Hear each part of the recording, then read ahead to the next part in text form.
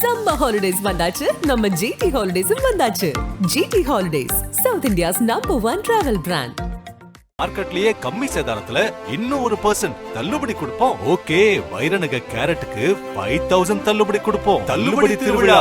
பிரகாசமான அபார்ட்மெண்ட்ஸ் நம்ம அம்பத்தூர் ரயில் நிலையத்திலிருந்து 5 minute டிரைவில் லக்ஸரி 2BHK மற்றும் 3BHK அபார்ட்மெண்ட்ஸ்.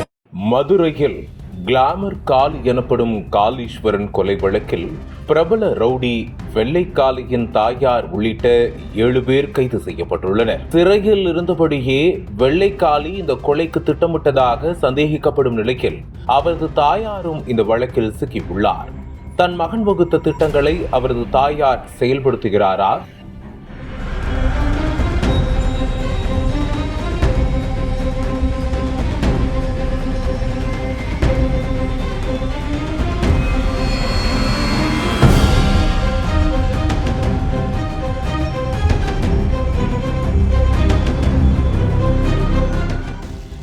வெள்ளைக்காளியின் தாயார் ஜெயக்கொடியின் மீது ஏற்கனவே பல வழக்குகள் உள்ள நிலையில் இந்த கைது பல கேள்விகளை எழுப்பியுள்ளது. குற்றவாளிகளை பிடிக்க முயன்றபோது தனிப்படை போலீசாரிடமிருந்து தப்பி முயன்ற ஒருவருக்கு காலில் எலும்பு முறிவு ஏற்பட்டு அவர் மருத்துவமனையில் சேர்க்கப்பட்டுள்ளார். மதுரை மாவட்டம் தக்கன்குளம் மொட்டமலை பகுதியில் கடந்த 22ஆம் தேதி முன்னாள் திமுக மண்டல தலைவர் VK குருசாமியின் அக்கால் மகன் கிளாமர் காளி என அழைக்கப்படும் காளீஸ்வரன் அடையாளம் தெரியாத நபர்களால் கொடூரமாக கொலை செய்யப்பட்டார். இதனையடுத்து ஆஸ்டின்பட்டி காவல் நிலைய போலீசார் வழக்கு பதிவு செய்து 2 தனிப்படைகள் அமைத்து குற்றவாளிகளை தேடி வந்தனர். இதற்கிடையில் பல குற்ற வழக்குகளில் தொடர்புடையவரும் 3 ஆண்டுகளாக தலைமறைவாக இருந்தவருமான மதுரையைச் சேர்ந்த குட்டப்பாண்டி இந்த கொலை வழக்கில் தனக்கு பங்கு இருப்பதாக கூறி மதுரை மாவட்ட நீதிமன்றத்தில் சரணடைந்தார். பின்னர் அவர் சிறையில் அடைக்கப்பட்டார்.